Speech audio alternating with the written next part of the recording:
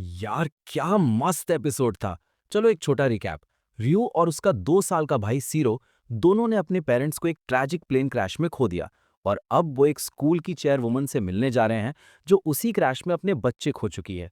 और अब वो इन दोनों बच्चों को अडॉप्ट करना चाहती है। बस यहीं से शुरू होता है पूरा ड्रामा।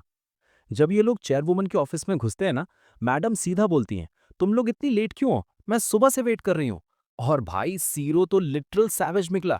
सीधा उन्हें शैगी बोल देता है। मैं बोला, अरे भाई, ये 2 साल का है या रोस्ट मास्टर? रयू फटाफट उसका मुंह बंद करके माफी मांगता है। चेयरवुमन थोड़ा शांत होकर बोलती हैं, अच्छा, मेरे साथ रहना है ना, तो स्कूल में पार्ट टाइम बेबी सिटर का काम करना पड़ेगा। और मैंने सोचा, बस ये तो डील सही है। फिर सेवा उन्हें डे केयर ले जाता है एंड वहाँ सारे छोटे बच्चे खेल रहे होते हैं। सेवा बताता है कि ये बेबी सिटर क्लब उसके बेटे ने शुरू किया था, लेकिन कोई ज्वाइन करने नहीं आया, सो क्लब कभी बना ही नहीं। रयू हीरो मोड में बोल देता है, मैं इस क्लब का फर्स्ट मेंबर बनूंगा, मैं पूरी मेहनत करूंगा। सेवा इमोशनल हो गया। नोबिलिटी ने आंखों में पानी ला दिया। मैंने बोला, भाई तू ओवर एक्टिंग की दुकान है क्या? जब रयू डे केयर का दरवाजा खुलता है, पूरा सीन फनी हो जाता है। सारे बच्चे खेलना छोड़कर स्टैचू बन जाते हैं और अगले ही पल सब भागकर सेवा के पीछे छुप जाते हैं। एक बच्चा केयरटेकर का कान खींचकर उसे उठाता है। वो केयरटेकर खुद को इंट्रोड्यूस करता है, ऊसा याहो, स्कूल का ग्रेजुएट और यहाँ का केयरटेकर। किड्स पूछते हैं, क्या हम इनके साथ खेल सकते हैं? ऊसा बोलता है, पहले इंट्रोड्यूस हो जाओ। और सब एक साथ अपना नाम चिल्लाते हैं। Literal mini chaos. फिर वो नेमिंग ट्रेन शुरू होती है। कीरन, फिर ताका, फिर तकुमा और उसका ट्विन कजुमा, सबसे छोटा मिदोरी।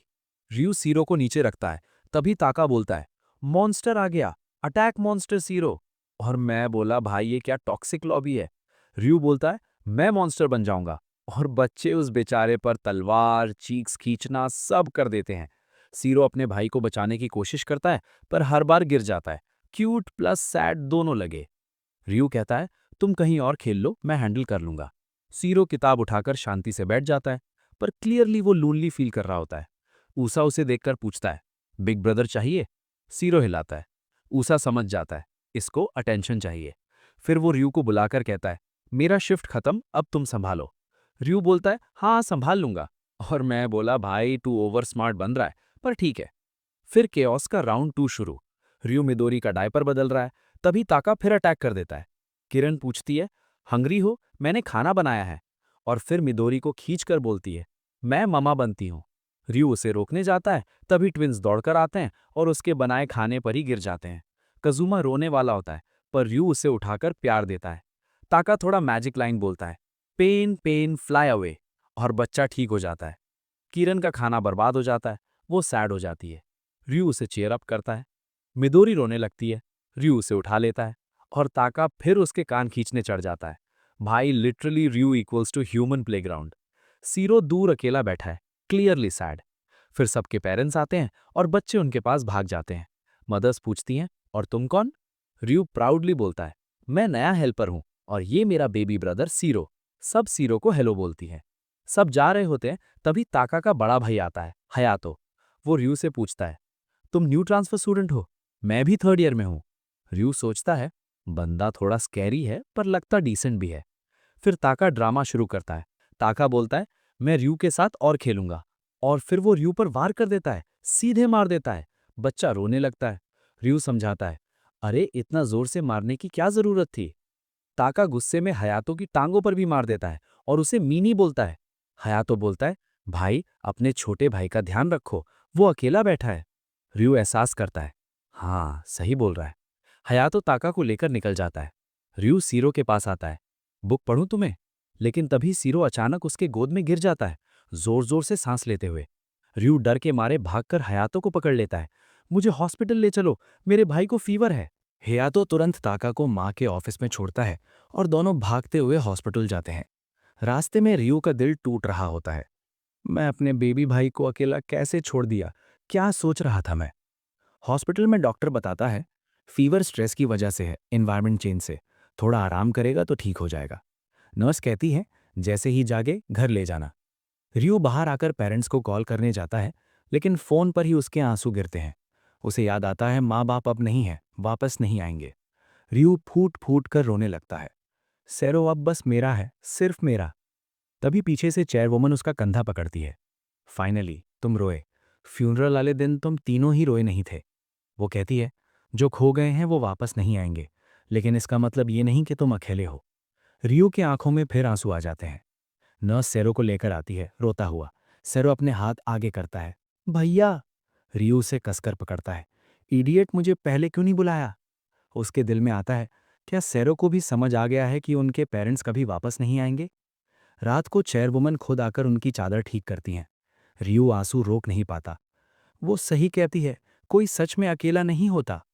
सुबह चेयरवुमन पूछती हैं, ये बेकार से फूल कहाँ से आए? सेवा बताता है, रियो और सैरो ने आपके लिए तोड़े थे। चेयरवुमन ब्लश करके बोलती है, अच्छा, फेंकना मत, रख दो। क्लास में टीचर रियो को इंट्रोड्यूस करने बोलता है। रियो हकलाने लगता है, लेकिन हयातो को देखता है और कॉन्फिडेंस आ जाता है। वो साफ साफ अपना इंट्रोडक्शन दे देता है। डे केयर में ताका पूछता है, सैरो, चलो मेरी फेवरेट बुक पढ़ते हैं। सैरो सिर हिलाता है। बाकी बच्चे भी एक्साइटेड। फिर रात को रियो उन्हें पावर रेंजर्स की किताब पढ़ता है। ताका कहता है, मैं रेड रेंजर। बट ट्विंस झगड़ते हैं, नहीं मैं, नहीं मैं। किरण, मैं पिंक रेंजर। ऊसा तो केयर टेकर तो मिदोरी को पकड़कर सो ही जाता है। अगली सुबह रियो उठता है तो सैरो उसके सीने पर सोया होता है। वो उसे कसकर हक करता है। अब मॉम डैड नहीं है, बस हम दोनों हैं। तभी दरवाज़ा धड़ाम से खुलता है। चेयरवुमेन के शैगी अंदर आती है। उठो, स्कूल के लिए तैयार हो जाओ। सैरो उसके बाल पकड़कर फिर बोल देता है, शैगी। वो चिल्लाती है, एक बार और बोला तो तेरे जैसे बाल काट दूंगी। सेवा मन ही मन इमेजिन करता है, क्यूट लगेगा एक्चुअली। चेयरवुमेन रियू को नया स्कूल यूनिफॉर्म देती है। तुम आज से मेरे अकेडमी के स्टूडेंट हो। रियू इमोशनल हो जाता है। इतना सब मेरे लिए? डे केयर में ऊषा शौक में, चीप स्टेक हैग, यूनिफॉर्म खरीद लाई, वाह वाह। रियू सैरो से कहता है, मैं क्लास जा रहा हूँ, लंच तक आता हूँ। क्लास जाते समय सब लोग उसे घूरते हैं। रियू शर्माता है। तभी हयातो आता है। वो इसलिए देख रहे हैं क्योंकि तुम बच्चों के साथ घूम रहे हो। रियू पीछे मुड़ता है और शौक। ताका और सैरो पीछे पीछे आए हुए हैं। भैया। सैरो उसे हक कर लेता है। बाकी बच्चे भी, रियू भैया खेलो। रियू public Shem mode on. Hayato गुस्से में मुक्का उठाता है, चुप हो जाओ। ताका रोते हुए भागता है, पूपी हेड। और वो एक डरावनी लड़की से टकरा जाता है, इनामदा। वो चिल्लाती है, ये स्कूल प्लेग्राउंड नहीं है, बच्चे यहाँ क्या कर रहे हैं? बच्चे डरकर रियू को पकड़ लेते हैं। रियू माफी मांगता है, सबको डे केयर वापस ले जाता है। लोग कहते हैं, इनामदा टॉपर है, पर एटीट्यूड देखो। वो सबको इग्नोर करके चल देती है। तो भाई डे केयर वापसी का पूरा सीन बड़ा मजेदार और थोड़ा इमोशनल था। रियू और बाकी बच्चे डे केयर लौटते हैं और प्रेडिक्टेबली ऊसा पहले से ही यूजुअल मोड में सो रहा होता है। हयातो सीधा उसको हल्का सा मारकर उठाता है, उठ जा, ड्यूटी पे हो। ऊसा नींद से लड़खड़ाते हुए उठता है और तभी रियू नोटिस करता है कि सैरो अब भी पूरे इंसिडेंट से थोड़ा सैड है। रियू उसके सिर पर हाथ फेरकर उसे चीयर अप करने की कोशिश करता है। तभी इनामदा अंदर आती है, ताका का लंच लेकर। उसकी माँ, जो स्कूल में टीचर है, ने भेजा था। बच्चे उसे देखते ही डर के मारे कांपने लगते हैं। विलन आ गई। वाइब्स पूरी जूम इन ड्रामेटिक तरह की। इनामदा बस लंच देकर जाने लगती है। तभी ऊसा अचानक पेट पकड़कर बोलता है, आह, मेरा स्टमक, बहुत दर्द हो रहा। हयातो, मुझे नर्स रूम ले चलो। और वो रियू और इनामदा को बोल जाता है, किड्स का ध्यान रखना, मैं आता हूँ। रियू और इनामदा लिटरली शॉक में। व्हाट? ये दुओ डे केयर संभालेगा? रियू बोलता है, तुम क्लास में लौट जाओ, मैं संभाल लूंगा। बट इनामदा फिर भी रुकती है। उजेदा ने मुझे जिम्मेदारी दी है, मैं जाऊंगी नहीं। लेकिन बच्चे सीधे रियू के पीछे ऐसे छिपते हैं जैसे गिलहरियां बिल में छुपती हैं। इनामदा को देखकर सबका सीपीयू लैग हो जाता है। इनामदा हेल्प करने के लिए मिदोरी को उठाने की कोशिश करती है। जैसे ही बोलती है, मैं बस हेल्प करना चाहती हूँ, मिदोरी उठकर रोने लगती है और पूरा केओस शुरू। ताका तो उसका हल्का प्लास्टिक स्वॉर्ड लेकर पोक करता है, विलेन अटैक। बाकी बच्चे भी उसके पीछे पड़ जाते हैं। इनामदा गुस्से में दहाड़ती है, किसको विलेन बोल रहे हो तुम लोग? और सारे बच्चे स्टैचू बन जाते हैं। रियू देखता है कि इनामदा की आंखों में आंसू आ रहे हैं।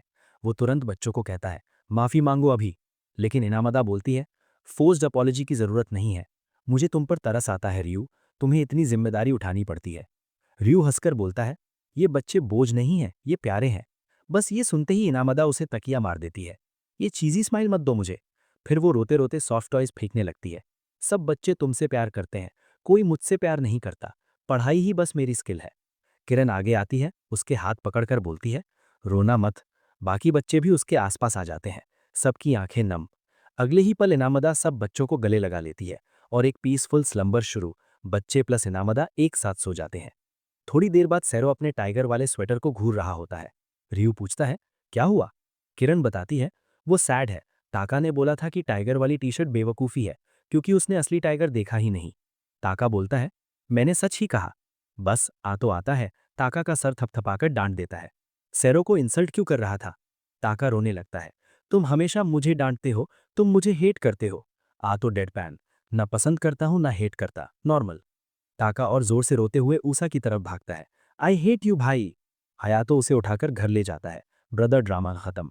इसके बाद रियू कैतारो से कहता है, चलो इस वीकेंड जू चलते हैं, असली टाइगर दिखाऊंगा। बाकी बच्चे भी एक्साइटेड, हम भी चलेंगे। उसा आता है, और मैं भी, वीकेंड ड्यूटी मिलेगी, पैसे भी मिलेंगे। डिनर पर रियू चेयरवुमन से पूछता है, जू जा सकते हैं? वो मान जाती है, जाओ, पर उसा को पे नहीं करूंगी, मदर्स भी आ रही हैं। रियू उन्हें इनवाइट करता है, आप भी चलिए। वो नाक सिकोड़ती है, नहीं, जू स्टिंकी होता है। ट्रिप वाले दिन सेवा उन्हें बड़ा लंच बॉक्स और पैसे देकर भेजता है, चेयरवुमन की तरफ से। जू पहुंचकर रियू पैसे देकर उसा को पे करने की कोशिश करता है। उसा मना कर देता है, नहीं भाई, पर हाँ, बच्चों की फोटोज फादर्स को बेच दूंगा। हयातो अपनी बास्केटबॉल ड्रेस में टाका को ड्रॉप करता है, प्रैक्टिस पे जा रहा हूं, टेक केयर। सब एनिमल्स देखने निकलते हैं। बच्चे पहला एलिफेंट देखकर ही शॉक प्लस एक्साइटमेंट, आइए एलिफेंट। उसा नॉनस्टॉप उनकी फोटोज खींच रहा है। टाइगर जोन पर पहुंचते हैं। टाइगर रोर करता है और बच्चे डर से चीखकर उसा और मदर्स के पीछे छुप जाते हैं। सिर्फ सैरो कांच के सामने खड़ा रह जाता है, पर उसके चेहरे पर गहरी डर की शैडो। रियू उसे उठा लेता है। जंगल में होता तो सैरो फर्स्ट मील होता। फिर वे छोटे टाइगर कब्स देखने जाते हैं। Super cute moment. लंच का टाइम होता है। रियू लॉकर से खाना लेने जाता है और देखता है सैरो एक फैमिली को जू एंजॉय करते देख रहा है। रियू की आंखें चुपचाप उस फैमिली से अपनी माँ बाप को इमेजिन करते हुए भर जाती हैं। काश वो होते। उसा उसे बुलाता है, चल जल्दी आ, लंच रेडी है। मदर्स सेवा के बनाए एनिमल शेप्ड लंच की तारीफ करती हैं, कितना क्यूट लंच है। लंच के बाद उसा बच्चों की एक और बड़ी ग्रुप फोटो लेता है, सबके मुस्कुराते चेहरों के साथ। बच्चे खरगोशों को देखकर खुश थे और सबको लग रहा था कि उनके पापा ये क्यूट तस्वीरें देखकर जरूर खुश होंगे। तभी कैतारो एक भेड़ की तरफ इशारा करता है और उसे शैगी बुलाता है, जैसे कि चेयरवुमन के कमरे की शैगी चेयर। रियू और कैतारो की एक बूढ़ी मैडम भी फोटो खींचती है। फिर टाका कैतारो को एक बाज दिखाता है और शेखी मारता है कि उसका नाम भी हॉक जैसा है। रियू उसे समझाता है कि हयाबुसा नाम के फैल्कन में हयातो का नाम भी छुपा है, लेकिन टाका तुरंत मना कर देता है कि हयातो उसका भाई नहीं है और कैतारो को लेकर आगे चल देता है। थोड़ी देर बाद वे लोग एक टॉय शॉप में पहुंचते हैं। बच्चे तरह तरह के खिलौने पकड़ पकड़ कर अपनी मम्मी से लेने की जिद करने लगते हैं। कैतारो को भी शैगी जैसा दिखने वाला एक कीचेन चाहिए होता है। बूढ़ी रियू उसे पैसे देने ले जाती है और टाका को यूजा की देखरेख में छोड़ देती है। यूजा टाका से पूछता है कि क्या वो अपने भाई के लिए कोई छोटा सा गिफ्ट लेना चाहेगा, लेकिन टाका शर्माकर बोलता है कि नहीं, मुझे नहीं चाहिए। उसी समय उसे किसी आदमी की झलक दिखती है जो बिल्कुल उसके भाई जैसा लगता है, तो वो तुरंत उसके पीछे भाग जाता है। इधर यूजा सुवीनियर देख रहा होता है और बाकी लोग उसके पास आ जाते हैं, पर टाका गायब हो चुका होता है।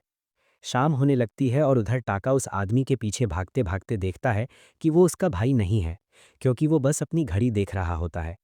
वो वापस लौटने के लिए दौड़ता है, लेकिन गिर जाता है। उसे महसूस होता है कि वो पूरी तरह से खो गया है और रोते रोते अपने बड़े भाई को पुकारता है। तभी हयातो अचानक पीछे से आकर उसे उठा लेता है। वो उसे बेवकूफ़ कहता है और बोलता है कि एक लड़का थोड़ा सा रास्ता भटकने पर नहीं रोता। तभी रियू भी पहुंच जाती है और राहत की सांस लेती है कि टाका सुरक्षित है। हयातो टाका के सिर पर हल्का सा थप्पड़ मारकर उसे माफ़ी मांगने को कहता है। दिन खत्म होने पर सब एक दूसरे को अलविदा कहते हैं। वी को खुशी होती है कि हयातो आखिरकार आ गया, और वो बताता है कि टाका सच में अपने भाई के बिना बहुत अकेला हो गया था।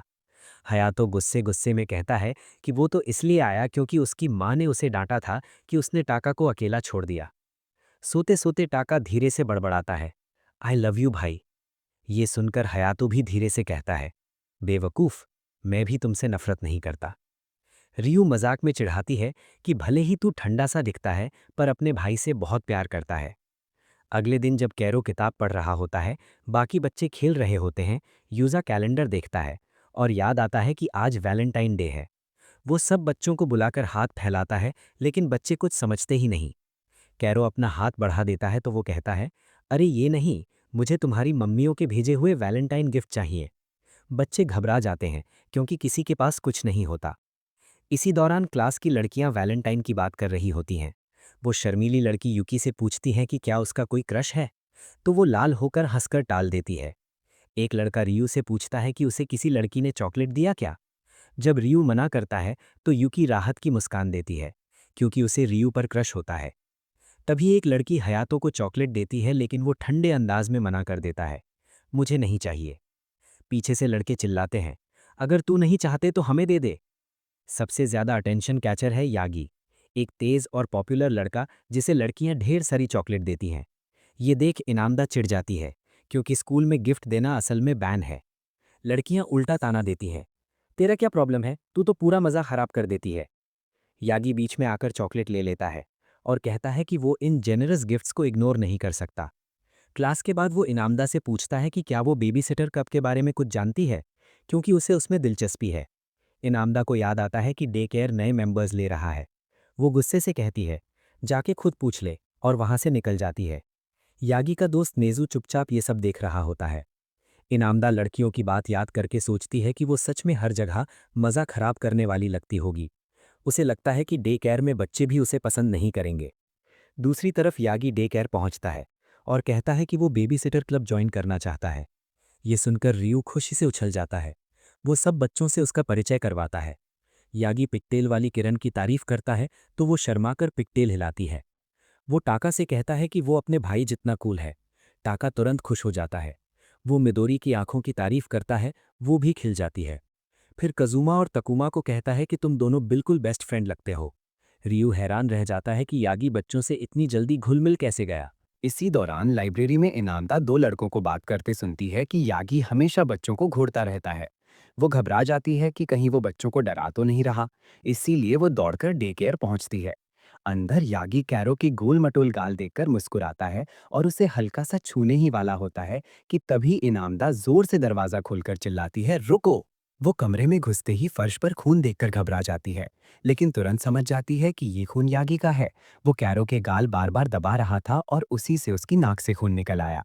लेकिन असली वजह और भी अजीब थी, क्योंकि तभी यागी का दोस्त नेजू डे केयर में पहुंचता है और जोर जोर से उस पर इल्जाम लगाने लगता है कि वो बच्चों के साथ कोई गलत हरकत कर रहा है। ये सुनते ही रयू डरकर तुरंत बच्चों को यागी से दूर कर लेता है। यागी सफाई देता है कि उसकी नाक इसलिए बह रही है क्योंकि उसने ज्यादा चॉकलेट खा ली थी। लेकिन नेजू तुरंत बोल देता है, मैंने तो तुम्हें चॉकलेट खाते देखा ही नहीं। वो उसे पकड़कर बाहर खींच ले जाता है। यागी मान लेता है कि वो बेबी सिटर क्लब ज्वाइन नहीं करेगा, लेकिन वो मासूमियत से पूछता है कि क्या वो कभी कभी सिर्फ बच्चों के गाल दबाने आ सकता है। दिन खत्म होने पर रयू और इनामदा एक साथ घर की तरफ चलते हैं। रास्ते में रयू अचानक कहता है, रुको, और एक दुकान में घुस जाता है। कुछ मिनट बाद वो वापस आता है और कैरो इनामदा को एक छोटा सा चॉकलेट बॉक्स थमाता है। रयू मुस्कुराकर कहता है, कैंपस के बाहर चॉकलेट देना मना नहीं है। इनामदा शर्माते हुए कहती है कि वो बस मज़ा खराब करने वाली है। रयू कहता है, मुझे तुम्हारा यही स्वभाव पसंद है। ये सुनकर इनामदा लाल पड़ जाती है। दूर से युकी उन्हें देख रही होती है और मन मन में सोचती है कि शायद दोनों के बीच कुछ चल रहा है। उधर यागी बच्चों के लिए चॉकलेट खरीद रहा होता है और नेजू से कहता है, मैं सोच भी नहीं सकता कि कैरो के गाल चॉकलेट से भरे होंगे, और इसी कल्पना में उसे फिर नाक से खून चलने लगता है। उसी समय सावा रयू और कैरो को अपनी बनाई हुई चॉकलेट देता है। कैरो धीरे धीरे हाथ बढ़ाता है तो सावा उसकी मदद करता है। चॉकलेट लेने के बाद कैरो अपने भाई का मुंह खोलने को कहता है और रयू उसे खाकर धन्यवाद कहता है। कैरो हंस पड़ता है। दूसरी तरफ इनामदार डे केयर के लिए सबसे अच्छी चॉकलेट चुनने में लगा होती है। अगली सुबह पीई क्लास में लड़के ठंड से कांप रहे होते हैं। रयू हयातो से पूछता है कि वो इतनी ठंड में भी कैसे खड़ा है। हयातो मानता है कि उसे भी बहुत ठंड लग रही है। तभी एक लड़का कहता है, तो क्या तू रोने वाला बच्चा है। उसी समय यूजा बच्चों को एक बड़ी सी ट्रॉली में लेकर पहुंचता है। बच्चे बाहर आने की जिद करते हैं और जैसे ही उन्हें छोड़ा जाता है वे रयू से लिपटकर उसे गर्माहट देते हैं। रयू मुस्कुराता है कि ये कितना अच्छा महसूस हो रहा है। रयू पूछता है कि ये ट्रॉली क्यों लाई गई है, तो यूजा बताता है कि बच्चे रास्ता भटक जाते हैं, इसलिए वो उन्हें इसमें रखता है। वो मजाक में कहता है, ये तो जानवरों की तरह इधर उधर भागते हैं। बच्चे तुरंत चिल्लाते हैं, यूजा हम जानवर नहीं हैं। यूजा उन्हें डराते हुए कहता है, अगर तुम लोग कहीं भाग गए तो कोई अजीब आदमी तुम्हें उठा ले जाएगा, अंधेरे कमरे में बंद कर देगा और तुम्हारी चीखें कोई नहीं सुनेगा। फिर वो तुम्हें पूरा निगल जाएगा। रय्यू तुरंत उसे रोकता है कि बच्चों को मत डराओ, लेकिन यूजा कहता है कि वो बस उन्हें सावधान कर रहा है। बाकी लड़के देखते हैं कि रय्यू बच्चों के बीच कितना गर्म और आरामदायक महसूस कर रहा है, इसीलिए वे भी हाथ फैलाकर बच्चों की तरफ बढ़ते हैं, जैसे हीट पैक पकड़ने जा रहे हों। बच्चे चीखते हुए भागते हैं और लड़के उनके पीछे पागलों की तरह दौड़ते हैं। उसी समय झाड़ियों के पास एक रहस्यमयी आदमी बच्चों को देख रहा होता है। रय्यू दो छात्रों को किरण के पीछे जाते देखता है और किरण डरकर यूजा के पीछे छुप जाती है। टाका अपने भाई के पास भागकर मदद मांगता है। एक लड़का कजुमा को पकड़ लेता है और वो डर से रो पड़ता है। रय्यू देखता है कि तकुमा झाड़ियों में घुस गया है और वो उसे वापस बुलाता है। तभी वो अजनबी आदमी उसके सामने आ जाता है और अचानक तकुमा को पकड़ लेता है। रय्यू कैरो को एक लड़के को पकड़वाता है और पूरी ताकत से तकुमा को छुड़ाने दौड़ता है। वो चिल्लाता है, उसे छोड़ दो। हयातो तुरंत अपना जूता उतारकर उस अजनबी पर फेंकता है और एकदम सटीक निशाना लगता है। अजनबी गिर पड़ता है और तकुमा खुशी से चिल्ला उठता है, वाह। यूजा हंसते हुए कहता है, तेरा निशाना जबरदस्त है। रय्यू पूछता है कि क्या तकुमा इस आदमी को जानता है। तकुमा मुस्कुराकर कहता है, ये मेरे और कजुमा के पापा हैं। डे केयर में मौजूद आदमी माफ़ी मांगता है। रय्यू उससे पूछता है कि वो झाड़ियों में इतने चोरी छिपे क्यों घूम रहा था। यूजा बताता है कि ये आदमी एक एक्टर है और हाल ही में टूथब्रश के विज्ञापन में आया था। वो थोड़ा फेमस है, लेकिन रय्यू और हयातो तो उसे पहचानते ही नहीं। वो आदमी शर्म से रोने लगता है कि उसने अपनी फेम को ज़्यादा ही समझ लिया। वो बताता है कि ये उसकी 6 महीनों में पहली छुट्टी है और वो अपने बच्चों के साथ वक्त बिताना चाहता था, क्योंकि उसे डर है कि उसके बच्चे अब उसे पहचानते भी हैं या नहीं। रय्यू कहता है कि वो डे केयर में ही समय बिताए, यहाँ बच्चे सबसे ज़्यादा खुश रहते हैं। वो आदमी मान जाता है। रय्यू तकुमा और कजुमा को बुलाता है, कजुमा को उठाकर पिता की गोद में देता है, लेकिन तभी कजुमा रोने लगता है और दरवाजे की ओर इशारा करके कहता है। वो जैसे ही जाने लगता है, रय्यू उसे रोककर कहता है कि कजुमा अनजान लोगों की गोद में जाना बिल्कुल पसंद नहीं करता। ये बात उसके दिल पर और गहरा लगती है। रय्यू आगे कहता है कि अगर वो आज भी चला गया तो उसके और उसके बेटों के बीच की दूरी और बढ़ जाएगी। ये बातें सुनकर कुसुक की आंखों में आंसू आ जाते हैं। रय्यू मुस्कुराकर कहता है कि वो उसकी बच्चों से फिर से घुलने मिलने में मदद करेगा। तभी तकुमा हंसकर कहता है, कुसुक तुम तो रोने वाले हो। कुसुक तकुमा के साथ खेलने की कोशिश करता है, लेकिन जैसे ही वो कजुमा को उठाता है, कजुमा रोकर चिल्ला देता है, उसे वापस दो। वो मिदौरी को ऊपर उठाकर खेलने की कोशिश करता है, लेकिन कजुमा फिर रोने लगता है। रय्यू उसे समझाता है कि वो डरे हुए हैं, लेकिन कजुमा की रोने की आवाज़ रुकती नहीं। कुसुक बाकी बच्चों के साथ गाड़ी खींचने का खेल खेलता है, लेकिन कजुमा कहता है डरावना। तब यूजा धीरे से कहता है, मुझे नहीं पता था कि कजुमा अपने पापा को इतना नापसंद करता है। ये सुनकर कुसुक हताश होकर एक कोने में बैठ जाता है। फिर वो धीरे से अपने बेटों के पास आता है और कहता है कि उसने उनके मजे में दखल दिया। वो माफी चाहता है। वो कहता है, तुम लोग खूब मजे करो, मैं घर पर तुम्हारा इंतजार करूंगा। वो हाथ हिलाकर धीरे धीरे बाहर निकलने लगता है, पर तभी वो एक लड़की से टकरा जाता है। लड़की उसे देखते ही जोर से चीखती है और ये आवाज बाकी लड़कियों को भी उसकी तरफ खींच लाती है। सभी लड़कियां उस अभिनेता को पहचानकर उसके ऑटोग्राफ और फोटो लेने लगी। उसी समय तकुमा और कजुमा रय्यू और हयातो की गोद में ऊपर उठे हुए थे और अपने पापा को पुकारते हैं, पापा वापस आओ। ये सुनकर कुसुक खुशी से रोने लगता है और भीड़ के बीच से निकलते हुए बच्चों की तरफ बढ़ता है। वो हैरान होकर पूछता है, क्या तुमने सच में मुझे पापा कहा? तभी एक टीचर सीटी बजाते हुए आती है और चेयरवुमन की फोटो दिखाकर लड़कियों को चेतावनी देती है कि अगर मैं तुरंत क्लास में नहीं लौटी तो उनका साल बर्बाद हो जाएगा। लड़कियां बिजली की तरह भाग जाती हैं। ये टीचर असल में कुसुक की पत्नी होती है। वो माफी मांगकर बताती है कि यूजा ने उसे सारी बातें बता दी थीं। वो कहती है कि वो बच्चों को उनके पिता की फिल्में दिखाती रही, लेकिन पिछली फिल्म में वो किडनैपर बना था, इसलिए कजुमा उससे डरता है। वो मुस्कुराते हुए कहती है, लेकिन तुम उस रोल में बहुत कूल लग रहे थे। तभी तकुमा और कजुमा पूछते हैं, क्या आप हमारे साथ खेलेंगे? ये सुनकर कुसुक अपने दोनों बेटों को कसकर गले लगा लेता है। दोनों बच्चे अपने पिता के साथ बेहद खुश दिखाई देते हैं, जबकि कैतारो चुपचाप खड़ा होकर उस खुशहाल परिवार को देखता रहता है। अगली सुबह चेरी ब्लॉसम हवा में लहराते दिखते हैं। ये रय्यू के हाई स्कूल का पहला दिन होता है।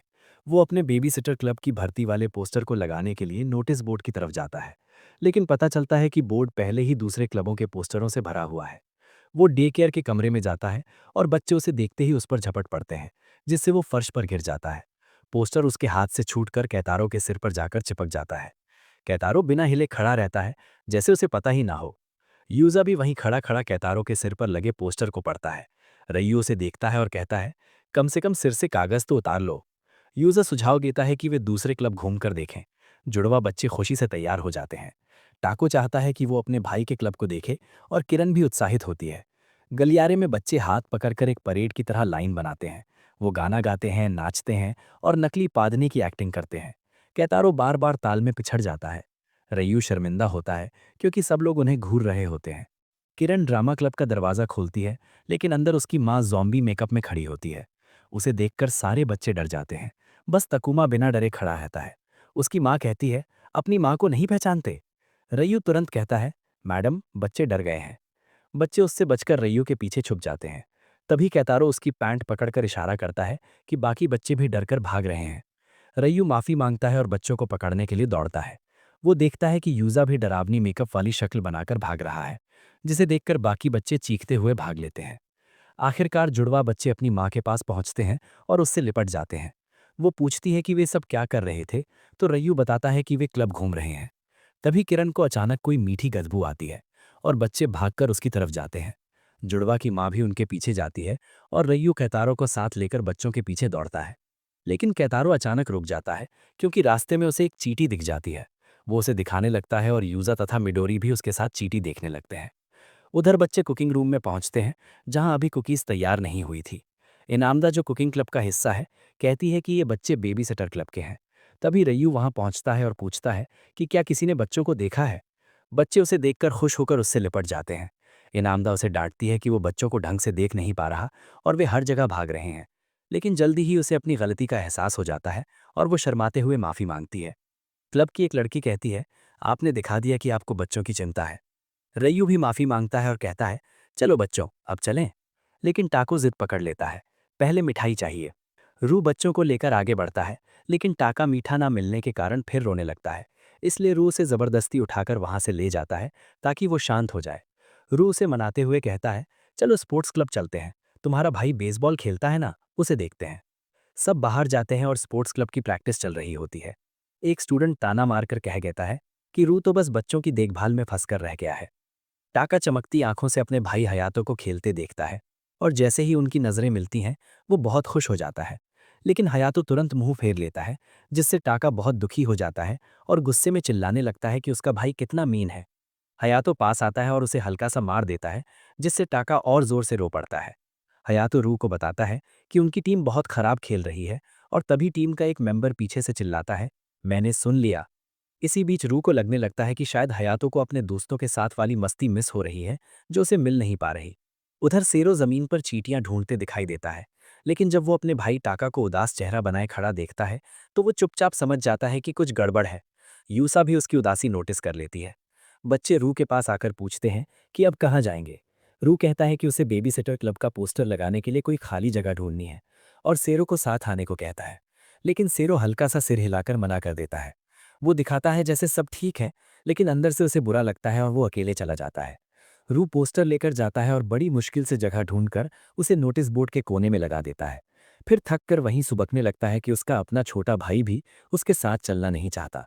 तभी हयातो सेरो को साथ लेकर वहां आता है और रू से कहता है, मैं भी बेबी सिटर क्लब में शामिल होना चाहता हूँ, ये मेरी एप्लीकेशन है।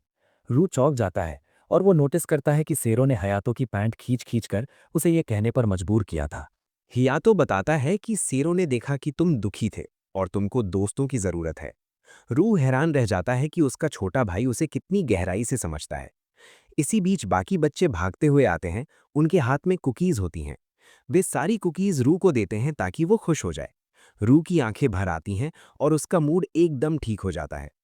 क्लब डे खत्म होने के बाद सब बैठ जाते हैं और यूसा सभी के लिए मिलते जुलते एप्रन बनाती है। अमांडा भी कभी कभार बच्चों के लिए कुकीज लेकर आती रहती है। या तो कुकी खाकर बोल देता है कि इससे तो दांत टूट जाएंगे। अमांडा गुस्से में बोलती है, तुम मत खाओ। अगली सुबह रू की तबीयत खराब होती है। वो आंख खोलता है और महसूस करता है कि सीने पर भार है। पता चलता है कि सेरो उसकी छाती पर सोया हुआ है। तभी चेयरवुमन कमरे में घुसती है और रू को डांटती है कि वो अभी तक बिस्तर में क्यों पड़ा है। रू उठने की कोशिश करता है लेकिन बार बार फिसल कर गिर जाता है। सेया मजाक में कह देता है कि रू की आवाज बदल रही है, लेकिन चेयरवुमन उसे थप्पड़ मारकर चुप करा देती है। वो सेरो को उठाकर ले जाती है और कहती है कि अगर वो भी बीमार हो गया तो दिक्कत दुगनी हो जाएगी। सेरो दरवाजे से उदास खड़ा देखता है। तभी वो कहती है कि चलो रू के लिए दवा बनाने में मेरी मदद करो। रू को आराम करने के लिए छोड़ दिया जाता है। रसोई में चेयरवुमन गरम कंबल पकड़े खड़ी होती है और सेरो उसे शैगी कह देता है। वो चिढ़कर पूछती है कि क्या वो कंबल की बात कर रहा है या उसकी। सेरो फिर वही बोलता है और वो कंबल उसके मुंह पर फेंककर उसे पीछे आने को कह देती है। वो गुस्से में नींबू आधा काटती है और सेरो को बोलती है कि रू के लिए हनी लेमन बनाएंगे। सेरो नींबू निचोड़ने की कोशिश करता है लेकिन एक बूंद भी नहीं निकलती। चेयरवुमन पूछती है मदद चाहिए क्या, लेकिन वो जिद्दीपन से मना कर देता है। काफी मेहनत के बाद वो एक बूंद निकाल लेता है और उसे गर्व से दिखाता है। वो उसे और निचोड़ने को कहती है और सेरो पूरा जोर लगाकर काम करता है। आखिरकार जब वो पूरा नींबू निचोड़ देता है और उठता है तो गलती से पूरा कप गिरा देता है। चेयरवुमन गहरी सांस लेकर दूसरे आधे नींबू को उसके हाथ में देती है और कहती है फिर से करो। वो खुद चुपचाप गिरा हुआ रस साफ करती रहती है और मन ही मन उसकी लगन पर हैरान होती है। थोड़ी देर बाद दवा तैयार करके वो कमरे में आती है और सेया से रू की हालत पूछती है। वो कहता है कि उसका बुखार थोड़ा उतरा है। चेयरवुमन कहती है कि उसे और आराम करने दो और दरवाज़ा बंद कर देती है। रू सोते सोते अपने परिवार का सपना देखता है। उसके माता पिता फिर किसी ट्रिप पर जा रहे होते हैं और इस बार वे सेरो को भी साथ ले जाते हैं। रू रोते हुए उनसे विनती करता है कि सेरो को मत ले जाओ, उसे डर लगता है कि वो कभी वापस नहीं आएगा। नींद में उसकी आंखों से आंसू गिरने लगते हैं। तभी असलियत में सेरो उसका चेहरा पकड़कर उसके आंसू पोंछता है और रू की आंखें खुल जाती हैं। नींबू के रस के कारण आंखों में जलन होती है। चेयरवुमन कमरे में दाखिल होती है और बताती है कि सेरो के हाथों पर नींबू लगा हुआ था। वो रू को गर्म पेय देती है और कहती है कि ये सेरो ने बनाया है। रू उसे पीता है और दिल से शुक्रिया कहता है कि ऊपर वाले ने उससे उसका छोटा भाई नहीं छीना। सेरो मुस्कुराता है और रू उसका सिर सहलाता है। तभी चेयरवुमन सेरो को उठाकर कहती है कि अब उसे बाहर चलना होगा और बेचारा सेरो डर जाता है क्योंकि उसे लगा था कि वो उसके साथ ही रहेगा। चेयरवुमन कहती है कि दवा के बाद सेरो ठीक हो जाएगा, लेकिन रू अभी भी कमजोर है, इसलिए उसे आराम करना चाहिए। रू को चिंता रहती है कि कहीं सेरो को भी उसकी सर्दी न लग जाए और यही सोचकर उसका मूड और खराब हो जाता है। वो एक कुर्सी के नीचे जाकर उदास होकर बैठ जाता है। सेया उसे आइसक्रीम देकर बाहर निकालने की कोशिश करता है, लेकिन रू इतनी बुरी तरह चिढ़ा हुआ है कि उसकी कोई बात असर नहीं करती। अगली सुबह मिदोरी की माँ उसे रू के पास छोड़कर जाती है और हाथ हिलाकर विदा लेती है। रू सेरो से कहता है कि जब तक बाकी बच्चे आते हैं क्यों ना एक किताब की कहानी पढ़ लें, लेकिन उससे पहले वो मिदोरी का डायपर बदलने लगता है और तभी पता चलता है कि डायपर खत्म हो गए हैं। वो कैबिनेट खोलकर वाइप्स ले ही रहा होता है कि मिदोरी रेंगती हुई दरवाजे तक पहुंच जाती है। ठीक उसी समय एक स्टूडेंट कमरे में घुसता है और बदबू से उसका चेहरा बिगड़ जाता है। मिदोरी उसकी पैंट पकड़ लेती है और वो धड़ाम से गिर जाता है। रू स्तब्ध रहकर देखता रह जाता है और सेरो घबराकर चिल्लाता है, कुछ करो। बाद में सब बैठकर बात करते हैं और वो लड़का शिकायत करता है कि यहाँ तो बहुत बदबू है, क्या ये कोई पूप क्लब है? सेरो अपने हाथ में सिंड्रेला की किताब पकड़े बैठा होता है। बात करते करते लड़का मिदोरी को पूप फैक्ट्री और सेरो को स्पेस कैरेट कह देता है। रू सेरो का बचाव करता है। लड़का पूछता है कि वो एक लड़की की तलाश में है, क्या यहाँ कोई मिदोरी है? उसे ये पता ही नहीं कि वही पूप फैक्ट्री मिदोरी है। रू उससे पूछता है कि वो मिदोरी में इतनी दिलचस्पी क्यों ले रहा है, तो वो कहता है कि वो अपनी भविष्य की बेटी के चेहरे की कल्पना करना चाहता है। रू चौंक जाता है और पूछता है, तुम अभी स्टूडेंट ही हो ना? वो गर्व से कहता है, हाँ, लेकिन तुमसे सीनियर हूं, मुझे अन्नुई सेनपाई बुलाओ। रू बताता है कि मिदोरी की माँ पहले से शादीशुदा है, लेकिन अन्नुई रोमांस की नशे में हंसते हुए कहता है कि प्यार में ये सब मायने नहीं रखता। रू घबरा जाता है और अन्नुई व्यंग्य में कह देता है कि रू को क्या पता, उसे तो रोमांटिक अनुभव की कमी है। वो ये सोचकर चला जाता है कि यहाँ मिदोरी नहीं है। थोड़ी देर बाद यूसा रू की आंखों के सामने हाथ हिलाती है, क्योंकि अन्नुई की बातें सुनकर रू ट्रॉमा में जाकर आंखें खुली रखकर सो गया था। किरण उसे बताती है कि वो आंखें खोले खोले ही सो रहा था। बगल में बेचारा सेरो अब भी सिंड्रेला की किताब पकड़े इंतजार कर रहा था कि भाई उसे पढ़कर सुनाएगा, लेकिन रू हड़बड़ाकर कहता है कि बाद में पढ़ेंगे। रू यूसा से पूछता है कि मिदोरी का पापा कहाँ है। यूसा बताता है कि वो विदेश में किसी खुदाई डिग पर काम कर रहे हैं। ये सुनकर रू सदमे में आ जाता है। उसे लगता है कि शायद मिदोरी की माँ अन्नुई के साथ धोखा कर रही है। यूसा मजाक में पूछता है कि क्या रू को बड़ी उम्र की औरतों में इंटरेस्ट है, लेकिन रू तुरंत मना कर देता है। क्लास में रू हियातो को बताता है कि उसे शक हो रहा है कि मिदोरी की माँ शायद अफेयर में है। हियातो बेपरवाही से कहता है कि लोगों की जिंदगी है, उनके मामलों में दखल मत दो। क्लास शुरू होती है, लेकिन रू का ध्यान पढ़ाई से ज्यादा रोमांस और पहला प्यार कैसा होता है वाली बातें सोचने में उलझ जाता है। वो याद करता है कि लोग कहते हैं युकी क्यूट है, तो वो उसे घूरकर देखने लगता है, लेकिन उसके मन में कोई रोमांटिक एहसास नहीं होता। युकी उसे देखते देखते शर्मा जाती है और रू और उलझ जाता है। इतने में अमादा आती है और रू से पूछ लेता है कि उसे चीट करने वालों के बारे में क्या लगता है। अमादा गुस्से में कहती है कि ऐसे लोगों को सख्त सजा मिलनी चाहिए। रू पूछ बैठता है कि क्या उसे कभी किसी पर क्रश हुआ है, जिससे अमादा परेशान होकर कहती है कि वो कोई दिलचस्प लड़की नहीं है और उसे कभी प्यार व्यार नहीं हुआ। रू जब डे केयर लौटता है तो बच्चे इनुई पर नाक का सारा सराफ चिपका रहे होते हैं और सैरो अब भी सिंड्रेला की किताब पकड़े खड़ा है। रू बच्चों को बुलाता है और टिश्यू से उनकी नाक साफ कराता है। वो मिदोरी को उठाकर समझाता है कि कमजोर लोगों का मजाक बनाना ठीक नहीं। तभी इनुई फिर वापस आता है और शिकायत करता है, मुझे पता चल गया कि पूप फैक्ट्री मिदोरी है, तुमने पहले बताया क्यों नहीं? फिर वो मिदोरी का हाथ चबाने लगता है। बच्चे उसे भी कमजोर कहकर चढ़ाते हैं। रू उससे कहता है कि किसी ऐसी औरत को लेना ठीक नहीं जिसके पति और बच्चा है। लेकिन इनुई कहता है कि उसका पति तो अब इस दुनिया में नहीं, क्योंकि उसने कहा था कि वो बहुत दूर है, यानी मर चुका है, और उसी वजह से वो उसकी मदद करना चाहता है। तभी मिदोरी की माँ आती है उसे लेने। इनुई एकदम लाल होकर उनके पास जाता है और उनका हाथ पकड़ने लगता है। बच्चे उसे उबला हुआ ऑक्टोपस कहकर मजे लेने लगते हैं। इनुई कुछ कहने ही वाला होता है कि मिदोरी जोर से रोने लगती है। उसकी माँ उसे गोद में लेकर शांत कराती है और कहती है कि डैडी बस आने ही वाले हैं। ये सुनकर इनुई दंग रह जाता है।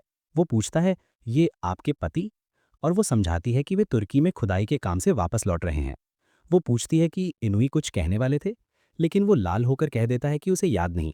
फिर वो बोल उठता है कि वो मिदोरी की देखभाल कर सकता है ताकि वो अपने पति के साथ डेट पर जा सके। मिदोरी की माँ मुस्कुराकर उसका धन्यवाद करती है और इनुई शर्म से कोने में जाकर बैठ जाता है। तभी बच्चे खिलौने की तलवारें लेकर उस पर हमला करने लगते हैं। इनुई गुस्से में यूसा पर भड़क उठता है कि उसने सारी बात छुपाई। तो यूसा हंसकर कहता है कि उसे ये मज़ा बहुत पसंद आया था, इसलिए उसने जानकर भी गलतफहमी में रखा। इनुई शर्म से अपना चेहरा ढक लेता है। आर को लगता है कि उसने बिल्कुल बेवकूफ़ जैसी हरकत की, जबकि उसके दिमाग में तो ये था कि वो उसके सामने बहुत कूल दिख रहा होगा। तभी यूई मजाक में कहती है कि शायद उसने क्रम ही उल्टा कर दिया, पहले प्यार, फिर शादी और फिर बच्चे आते हैं। रू फिर से सैरो की तरफ देखता है, जो अब भी सिंड्रेला वाली किताब पकड़े बैठा है। वो उससे माफ़ी मांगता है और बच्चों को वो पिक्चर बुक पढ़कर सुनाता है। पढ़ते पढ़ते वो कल्पना करता है कि मिदोरी और उसकी माँ खुशी खुशी अपने पिता से मिल रही हैं। अगले दिन माहौल पूरी तरह बदल चुका है। रियू ड्रैगन किंग ने धरती पर कब्जा कर लिया है, डेमन क्वीन मिदोरी की सेवा में। लेकिन टेंशन लेने की जरूरत नहीं, क्योंकि रेंजर्स 5 आ चुके हैं। टाका रेड रेंजर है, कारो ब्लू रेंजर और जुड़वा दोनों येलो रेंजर। लेकिन अचानक किरण ध्यान ही नहीं दे रही, वो तो अपनी ड्राइंग में लगी है। ताका को ये बहुत बुरा लगता है। किरण कहती है कि अब वो इन बेवकूफ़ी वाले खेलों में नहीं पड़ेगी, उसे पढ़ाई करनी है।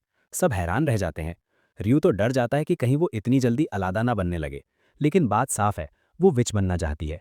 अब शायद ताका भी मान जाता अगर हैरातो बीच में ना बोल देता कि लड़के विच नहीं बन सकते। अब जब बाकी बच्चे ऑटोमेटिकली बाहर हो गए तो लड़ाई छिड़ जाती है। ताका और किरण इस बात पर बहस करते हैं कि असली दुनिया में हीरो सच होते हैं या विचेस। रियो हयातो को रोकता है कि वो बच्चों को ये ना बताए कि दोनों ही असली नहीं होते। वो चाहता है कि बच्चों के मासूम सपने बने रहें। लेकिन अब बहुत देर हो चुकी है, हालात बिगड़ते जाते हैं। सैरो सुलह कराने की कोशिश करता है, लेकिन उसे धक्का दे दिया जाता है। रियो हैरान रह जाता है। अगले दिन टाका सबूत लेकर आता है, एक फोटो जिसमें वो खुद रेड रेंजर के साथ है। वो साबित करता है कि सीरियल वाले रेंजर्स असल में होते हैं। फिर वो किरण की ओर इशारा कर कहता है कि उसके पास इस बात का कोई सबूत नहीं कि विचेस सच में होती हैं। किरण गुस्से में अपनी विच वाली किताब छुपा लेती है और कहती है, मेरे पास सबूत है, मैं अभी उड़कर दिखाती हूँ। और दृढ़ नज़र के साथ बाहर झाड़ू पर उड़ने की कोशिश करने चल देती है। यूसा कहती है कि ऐसा होने वाला नहीं, लेकिन टाका फिर भी कहता है कि विचेस होती ही नहीं, चलो खेलते हैं। किरण कहती है कि वो तब तक नहीं जाएगी जब तक उड़ ना ले। रियू चिंता में है। यूसा कहती है कि उसे कक्षा में लौट आना चाहिए, किरण खुद ही मान जाएगी। रियू ये समस्या हयातो को बताता है तो वो कहता है कि सच बता दो, विचेस नहीं होती। रियू कहता है कि बच्चों के सपने ऐसे नहीं तोड़ सकते। तभी इनामदा आती है और पहले तो डांट देती है कि रास्ता रोका हुआ है। लेकिन जैसे ही उसे सुनाई देता है कि वे बच्चों के सपने टूटने की बात कर रहे हैं, वो पूछती है कि क्या कुछ गलत हुआ है। रियू पूछता है कि क्या वो बातचीत में शामिल होना चाहेंगी। वो शर्माते हुए मना करती है, लेकिन रियू फिर भी उसका मत जानना चाहता है। रियू पूरी समस्या बताता है। इनामदा कहती है कि वो मदद कर सकती है, लंच के समय मिलना। लंच टाइम पर वो सचमुच कुछ किताबें लेकर आती है जिनमें विचेस के अस्तित्व के सबूत हैं। लेकिन सारी किताबें डरावनी और बच्चों के लिए बहुत भारी हैं। रियू को लगता है कि ये तो बच्चों को दिखाना ठीक नहीं। इनामदा को एहसास होते ही माफ़ी मांगकर जल्दी से चली जाती है। यूकी सोचने लगती है कि अलादा और रियू के रिश्ते कैसे होते हैं। रियू को लगता है इनामदा थोड़ी अजीब ज़रूर है, पर दिल की अच्छी है। उसके मन में चेयरवुमन का विचार आता है, जो कुछ कुछ विच जैसी लगती हैं। वो कल्पना करता है कि उनसे कहे कि वो थोड़ी देर के लिए विच बनने का नाटक करें, लेकिन वो उसे डांटती हुई दिखती है कि जाकर पढ़ाई करो। उधर यूसा किरण को वापस अंदर आने को कहती है, लेकिन किरण मना कर देती है। वो उड़ने ही वाली है। यूसा सोचती है कि जब तक वो कूदे नहीं, बाहर रहने में दिक्कत नहीं। तभी सैरो उसकी पैंट खींचकर इशारा करता है और उसे किरण की विच वाली किताब देता है। यूसा उसे बच्चों को पढ़कर सुनाने लगती है। जुड़वा भी सुनने आ जाते हैं। किरण ऊपर देखती है और एक ऊंचे लेज पर चढ़ जाती है। वो सच में उड़ने के लिए कूदने वाली है। उसी समय रियू डे केयर की तरफ चल रहा होता है, हाथ में मैजिक ट्रिक वाली किताबें लेकर। वो किरण को लेज से कूदते हुए देखकर डर के मारे सारी किताबें गिरा देता है, दौड़कर उसे पकड़ लेता है और उसका गिरना बचा लेता है। किरण फूट फूट कर रो पड़ती है उसका सपना टूट चुका है। रियू उसे दिलासा देता है और सोचता है कि शायद उसे हयातो की बात मान लेनी चाहिए थी, सीधे सच बता देना चाहिए था कि विचेस सिर्फ कहानियों में होती हैं। तभी चेयरवुमन आती है और पूछती है कि किरण क्यों रो रही है। किरण सुबकते हुए बताती है कि वो उड़ नहीं सकती। चेयरवुमन शांत होकर कहती है, अरे बिल्कुल नहीं उड़ सकती, इसके लिए 100 साल की प्रैक्टिस चाहिए। आंखें चमक उठती हैं और वो पूछती है कि क्या वो खुद झाड़ू पर उड़ सकती है। चेयरवुमन मुस्कुराकर कहती हैं, ये मैं तुम्हारी कल्पना पर छोड़ती हूँ। बाकी बच्चे भी उनकी बात सुनकर चकित रह जाते हैं। जैसे ही चेयरवुमन चली जाती हैं, ताका कहता है कि वे लोग विचेस वाला खेल भी खेल सकते हैं। किरण मुस्कुराती है, बाकी बच्चे भी। और रयू सोचता है कि एक पल के लिए उसने भी मान लिया था कि चेयरवुमन सचमुच विच हैं। अगले सीन में हम नेजू को उसके भाई बहनों के साथ घर में देखते हैं। तभी अचानक उन्हें आवाज आती है। नेजू का छोटा भाई काई अपने पिता पर चिल्लाते हुए कहता है कि वो घर छोड़कर जा रहा है और गुस्से में बाहर भाग जाता है। उधर रयू कपड़े सुखा रहा होता है और कातारो जमीन पर चलती चींटियों की लाइन को घूर रहा होता है। वो धीरे धीरे उन्हें फॉलो करता है, लेकिन अचानक किसी जगह पहुंचकर रुक जाता है। कातारो वापस लौटकर रयू की पैंट पकड़ लेता है और वो चलते हुए भी उसी को पकड़े रहता है। रयू उससे कहता है कि अगर तुम ऐसे ही मेरी पैंट खींचते रहोगे तो मैं गिर जाऊंगा। रयू रुकता है और देखता है कि सामने एक झाड़ी में कोई फंसा हुआ है। वो देखकर चौंक जाता है। काई उस झाड़ी में अटका हुआ है। वो अनजाने में उसे नेजू कहकर बुला देता है, क्योंकि वो नेजू से काफी मिलता जुलता है। कातारो भी उसे चूहा कहकर बुलाता है। काई झाड़ी से निकलने की कोशिश करता है, लेकिन फंसा रहता है, तो रयू उसकी मदद के लिए हाथ बढ़ाता है। तभी काई उसके हाथ झटक देता है और कहता है, मुझे तुम्हारी मदद नहीं चाहिए। ये देखकर कातारो की दुनिया ही हिल जाती है कि कोई मदद को ऐसे ठुकरा भी सकता है। रयू उसके सिर पर हाथ फेरकर कहता है, कोई बात नहीं, मुझे चोट नहीं लगी। रयू पूछता है कि क्या वो नेजू का भाई है, और काई सिर हिलाकर हाँ कहता है। रयू बताता है कि वो और उसका भाई एक ही स्कूल में है और पूछता है कि क्या घर पर कुछ हुआ है, लेकिन काई कुछ नहीं बोलता। रयू फिर वापस कपड़े सुखाने लगता है और कहता है कि अगर कुछ कहना हो तो बुला लेना। वो कातारो से कहता है कि वो काई के साथ रुके। रयू सोचता है नेजू को फोन करे, लेकिन उसके पास उसका नंबर ही नहीं है। कातारो काई को देख रहा होता है। तभी अचानक काई घबराकर उसे कहता है कि भागो। तभी सामने से यागी दिखाई देता है। वो कातारो के पास आकर उसके गाल दबाता है। तभी रयू और इनामदा झाड़ियों से बाहर आते हैं। यागी को खून भी नहीं निकल रहा, लेकिन इनामदा गुस्से में उसे चेतावनी देती है कि अगर उसने कातारो को छूना बंद नहीं किया तो वो पुलिस बुला लेगी। यागी मजाक में उसे चिढ़ाता है कि अगर तुम भी गाल दबाना चाहती हो तो अपनी बारी का इंतजार करो, जिससे इनामदा और भड़क जाती है। कातारू छिप जाता है और यागी अपनी नाक साफ करता है। रयू बताता है कि उसने यागी को इसलिए बुलाया क्योंकि उसके पास सिर्फ उसी का नंबर था। ये देखकर वो भी चौंकता है कि इनामदा भी उनके साथ है। यागी कहता है कि नेजू को काम था इसलिए वो आया, और रास्ते में इनामदा मिल गई तो उसे भी साथ ले आया। सच्चाई पता चलती है कि नेजू का परिवार बहुत गरीब है और उनके 8 बच्चे हैं। काई गर्व से अपने भाई नेजू की तारीफ करता है, कितनी मेहनत करता है, पैसे कमाता है, पढ़ाई में भी अच्छा है। सब उसकी बात सुनकर हैरान रह जाते हैं। तभी यागी काई के बालों को प्यार से उलझाने लगता है और कहता है, तू कितना क्यूट है। और काई चिल्लाता है, छोड़ो मुझे। इनामदा का सब्र टूट जाता है और काई को जोर से डांटती है कि वो अपने भाई जैसा क्यों नहीं बनता, इतना मेहनती, और वो खुद घर से भागकर सबके लिए मुसीबत बन जाता है। काई रोने लगता है और कहता है कि काश वो अमीर होता तो उसे वीडियो गेम्स मिल जाते। इनामदा पूछती है कि क्या वो सिर्फ वीडियो गेम के लिए घर छोड़कर आया, लेकिन रय्यू को लगता है कि शायद असली वजह कुछ और है। तभी अचानक सुई आ जाता है और चिल्लाते हुए कहता है कि बच्चों को वो सब पाने का हक है जो उनके लिए जरूरी है। फिर वो यागी को देखता है और कहता है, ये विकृत इंसान भी यहाँ है, मेरे भाई को कुछ किया क्या? यागी कहता है कि उसने तो बस काई के बालों को छुआ था। सुई गुस्से में कहता है, दोबारा मत छूना। सुई बताता है कि गेम्स बड़ों के लिए शायद मामूली हों, लेकिन काई के लिए बहुत बड़ी बात है, क्योंकि वो अपनी क्लास में अकेला है जिसके पास गेम नहीं, और उसका सबसे अच्छा दोस्त भी बार बार कहता रहता था कि गेम लो, जबकि सबको पता है कि उनका परिवार गरीब है। काई रोते हुए कहता है कि उसे अपना परिवार बहुत पसंद है, लेकिन गरीबी से नफरत है। यागी को अपना बचपन याद आता है कि जब उसने नेजू को गेम उधार देने की पेशकश की थी तो नेजू ने मना कर दिया था और कहा था कि अगर उसे गेम चाहिए तो वो खुद बनाएगा, कोई उसके लिए खरीदने वाला नहीं है। यही वो पहली बार था जब यागी को लगा कि कोई सच में बहुत कूल हो सकता है। काई भी मानता है कि उसका भाई बहुत कूल है, और वो याद करता है कि कैसे वो मेहनत करता है। वो रय्यू से कहता है कि उसे झाड़ी से बाहर खींच दो। जैसे ही रय्यू खींचता है, दोनों जमीन पर गिर पड़ते हैं। रयू उसे सहलाकर पूछता है कि वो ठीक है या नहीं, और छोटा कातारो भी उसे हौले से थपथपाता है। यागी सुई को बाहर निकालने की कोशिश करता है और खेल खेल में उसे लात पड़ जाती है। दोनों भाई इनामदा से कहते हैं कि वे अपने भाई नेजू जैसे बनना चाहते हैं। तभी घंटी बजती है। नेजू खुद आ गया है अपने भाई की हरकतों के लिए माफी मांगने। वो रय्यू और इनामदा को मिठाइयों का बॉक्स देता है। रय्यू तो स्वीकार कर लेता है, लेकिन इनामदा हैरान होती है कि उसे क्यों दिया। काई रोते हुए अपने भाई से माफी मांगता है और नेजू उसे माफ कर देता है, क्योंकि उसने अपनी गलती से कुछ सीख लिया है। नेजू उसे वो गेम देता है जो वो चाहता था। सुई पूछता है क्या नेजू ने खुद बनाया है। नेजू यागी की ओर खतरनाक नज़र से देखता है और कहता है नहीं, उसने नहीं बनाया। वो एक सहकर्मी की शिफ्ट्स करने लगा जिसने उसे गेम बहुत सस्ते में बेच दिया। नेजू फिर धीरे से यागी को लात मारता है और फुसफुसा कर कहता है कि उसने जो आधी बातें कही थी वो तो ब्लफ थी। नेजू किच्ची को गेम देकर कहता है कि इसे स्वीची के साथ भी बांटना, और उसके सिर पर हाथ फेर कर कहता है जाओ अपने दोस्तों के साथ खेलो। रय्यू इनामदा को धन्यवाद देता है कि आज उसने उसकी मदद की, और इनामदा हल्की सी शर्मा जाती है। अगले दिन यूसा बच्चों के साथ खेलता हुआ रय्यू से बात कर रहा होता है। रय्यू कहता है कि उसे लंच ब्रेक में अपनी केमिस्ट्री की असाइनमेंट पूरी करनी है, इसलिए वो आज दोपहर डे केयर नहीं आ पाएगा। बच्चे उसे बाय बाय कहते हैं। वो कातारो के सिर पर हाथ फेरता है और क्लास के लिए निकल लेता है। दोपहर में जब यूसा खाने बैठता है, वो देखता है कि रय्यू अपना लंच बॉक्स यहीं भूल गया है। वो सोचता है अगर वो लेने नहीं आता तो मैं ही उसका खाना खा लूंगा, लेकिन तभी कातारो उसकी पैंट खींचकर हाथ आगे बढ़ाता है। यूसा पूछता है तुम अपने भाई का लंच उसे देने जाना चाहते हो। कातारो सिर हिलाकर हाँ कहता है। बाकी बच्चे भी साथ जाना चाहते हैं, तो यूसा कहता है पहले अपना खाना खत्म करो। बच्चे तुरंत तेजी से खाना खाने लगते हैं। सबके खाते खाते यूसा कातारों को लंच बॉक्स पकड़ाता है और कहता है कि वो इसे रियू तक पहुंचा दे।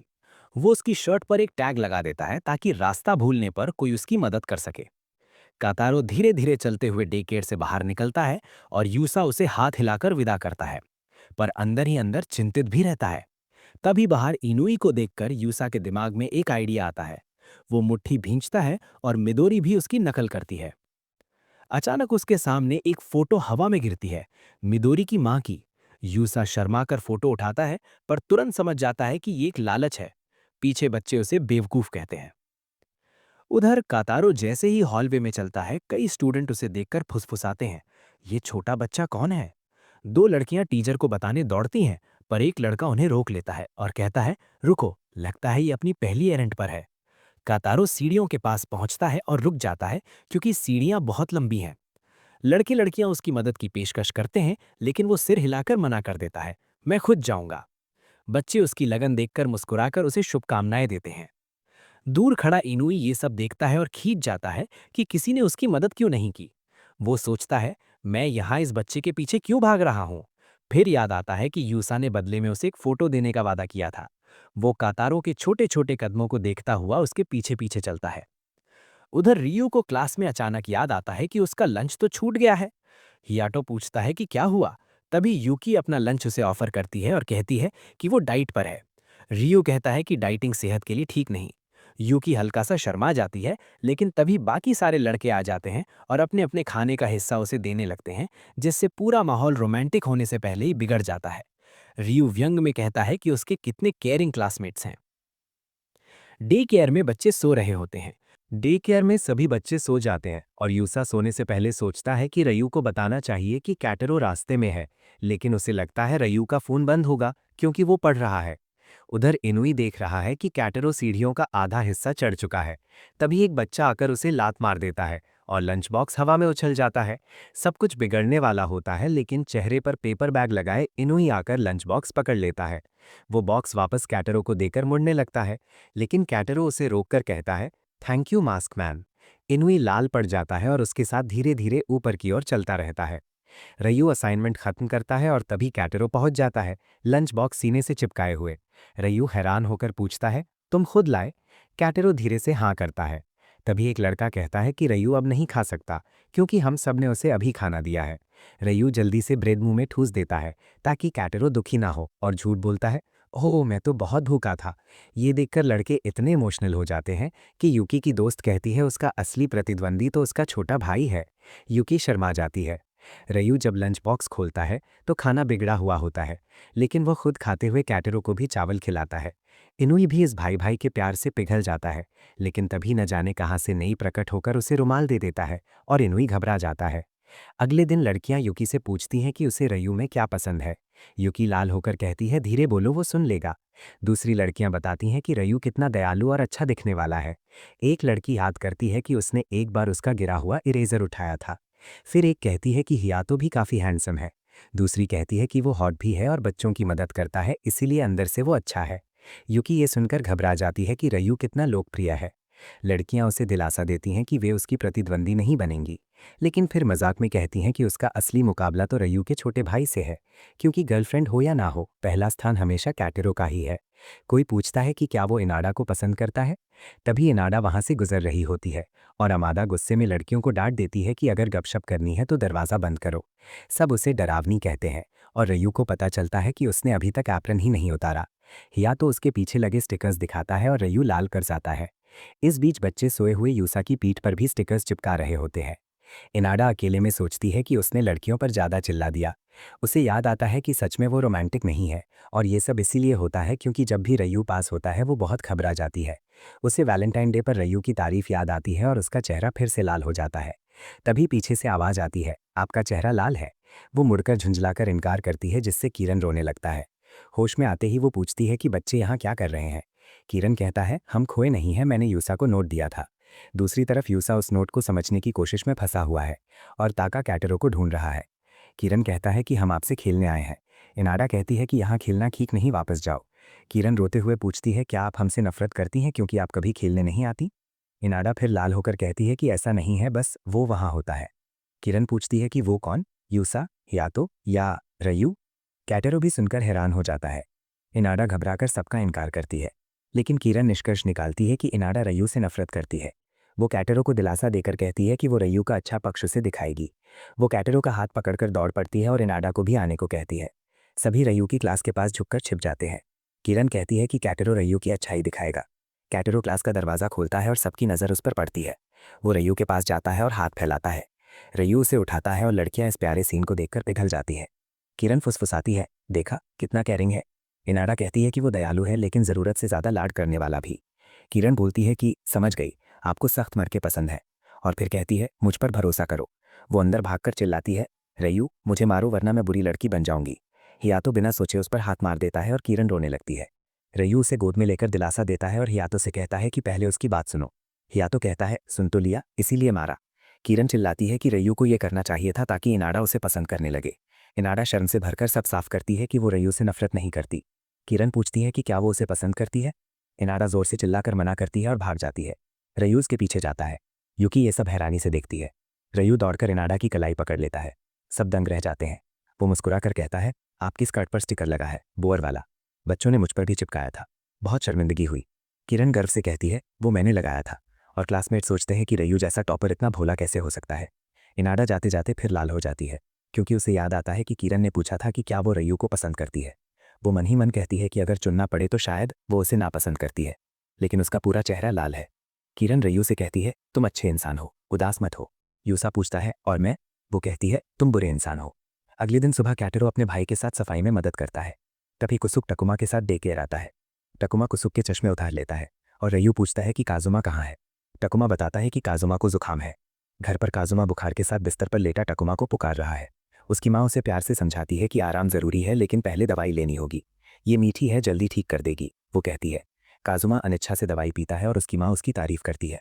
डे केयर में रयू कुसुक से कहता है कि टकुमा और काजुमा आज अकेलापन महसूस कर सकते हैं। तभी टकुमा खुशी से कैटेरो को सनग्लास पहनकर पोज मारते देखता है। कुसुक रो पड़ता है और कहता है, टकुमा सिर्फ मुस्कुराकर अपनी लोनलीनेस छिपा रहा है। रयू सोचता है, क्या ये उसकी कल्पना है, क्योंकि टकुमा तो बिल्कुल ठीक लग रहा है। तभी यूसा आता है और 100 येन की शर्त लगाता है कि टकुमा बिल्कुल लोनली नहीं है। वो टकुमा से पूछता है, काजुमा के बिना अकेलापन लग रहा है। टकुमा हल्की मुस्कान से कहता है, मैं ठीक हूँ। घर पर काजुमा थोड़ा डरा हुआ है, लेकिन टकुमा सबके सामने बोलता है कि उसने माँ से वादा किया है कि वो खूब मजे करेगा ताकि काजुमा जल्दी ठीक हो सके। कुसुक अपने बेटे की हिम्मत देखकर भावुक हो जाता है। यूसा हंसकर कहता है, मैं जीत गया, 100 येन दो। कुसुक गलती से 500 येन वाली प्रीपेड कार्ड दे देता है। लालची उससे कहता है, आपको ऑटोग्राफ भी दे दो, बेचकर मुनाफा करूंगा। कुसुक गर्व से हस्ताक्षर देता है। काजुमा भी घर से मांगता है कि मुझे भी ऑटोग्राफ दो। उधर तकुमा केट्रो के चेहरे पर ड्रॉ करने लगता है। कुसुक कहता है कि शायद बाद में तकुमा को सचमुच अकेलापन महसूस हो। वो घुटनों के बल झुककर उसे गुड बाय कहने लगता है कि तभी हयातो ताका के साथ अंदर आता है। तकुमा ध्यान हटते ही दौड़कर हयातो के पास पहुंच जाता है और केट्रो को पकड़ लेता है। कुसुक की आंखें भर आती हैं कि उसका बेटा हयातो को उससे ज्यादा पसंद करता है। रयू उससे बुलाकर पिता से सही से विदा करवाता है। बच्चे हाथ हिलाकर गुड बाय कहते हैं। यूसे उसे शीडी कहता है। तभी ताका तकुमा का हाथ केट्रो से जुड़ा देखकर गुस्सा हो जाता है और केट्रो को अपनी तरफ खींच लेता है। दोनों बच्चे केट्रो को दोनों ओर से खींचने लगते हैं। रयू कहता है, रुको, ये टग ऑफ वॉर नहीं है।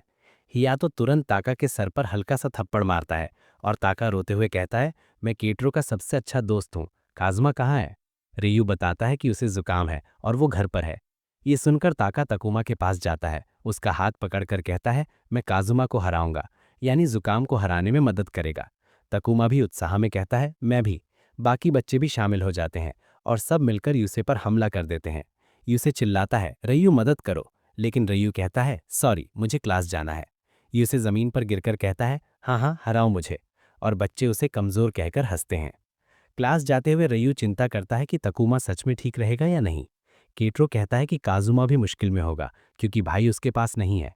रयू सहमत होता है और कल्पना करता है, काज़ुमा शायद रो रहा होगा। और सच में वो घर पर तकुमा को पुकारते हुए रो रहा होता है। रयू सोचता है कि दोनों जुड़वों की पर्सनालिटी कितनी अलग है। काज़ुमा हमेशा रोने वाला और तकुमा हमेशा मुस्कुराने वाला। वो बुदबुदाता है कि वो कभी ऐसे जुड़वों का हिस्सा नहीं बनना चाहेगा। यूकी दूर से सुनकर सोचती है कि वो किसके साथ नहीं रहना चाहता। नींद के समय सारे बच्चे सो जाते हैं, लेकिन तकुमा जाग जाता है। वो बगल में हाथ फेरता है और ताका का मौजा पकड़ लेता है। उसे काज़ुमा की याद आ जाती है। वो घबराकर इधर उधर देखता है। ताका का पैर गलती से केट्रो के चेहरे पर लगता है और केट्रो उठ जाता है। वो देखता है कि तकुमा डेकेयर से बाहर जा रहा है। उधर रयू को तकुमा की चिंता सताती है और वो दौड़कर डेकेयर की ओर जाता है। दौड़ते दौड़ते गिर जाता है, लेकिन तभी केट्रो उसे देख लेता है। उसके पास दौड़कर उसे गले लगा लेता है। फिर वो दिशा दिखाता है कि तकुमा किधर गया है। स्कूल गेट पर दो लड़कियां देखती हैं कि तकुमा बिल्ली के साथ खड़ा है। तभी रयू आकर पूछता है, यहाँ क्या कर रहे हो? तकुमा पूछता है, क्या काज़ुमा ठीक है?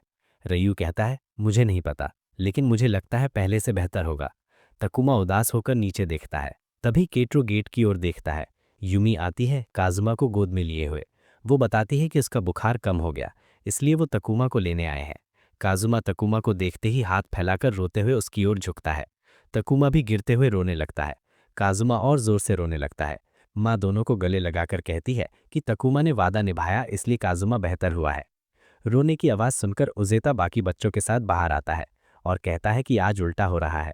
तकुमा रो रहा है और काज़ुमा हंस रहा है। बच्चे हाथ हिलाकर जाते हुए जुड़वों को देखते हैं। म्यू कहता है कि जुड़वों का साथ रहना ही सबसे अच्छा है।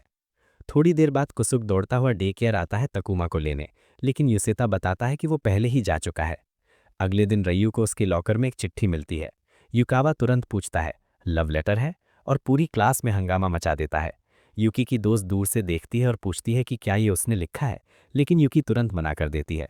हियातो कहता है कि वो चिट्ठी पढ़कर बताएगा, लेकिन रयू झेम कर कहता है, मैं खुद पढ़ूंगा, और लिफाफा खोलने ही वाला होता है कि तभी इनादा कड़े स्वर में कहती है। तभी इनाम आती है और कहती है, रास्ता मत रोको। उजेदा ड्रामेबाजी से चिट्ठी छीनकर जोर जोर से पढ़ता है। एक लड़की ने दिल से लिखा है कि वो रू को बहुत पसंद करती है। पूरा क्लास दंग रह जाता है। चिट्ठी में लिखा है कि वो स्कूल बिल्डिंग के पीछे उसका इंतजार करेगी। रू शर्म से लाल लाल हो जाता है। वो कहता है उसे सोचने के लिए समय चाहिए। हयातो चिल्लाता है कि वो इंडोर शूज पहनकर ही भाग रहा है। डे केयर में सब बच्चे रू की लाल आंखें देख कहते हैं कि उसे सर्दी हुई है क्या, पर रू कहता है कि वो बस दौड़ कर आया है। उसका छोटा भाई उसके लिए कंबल लाकर पैरों पर रख देता है।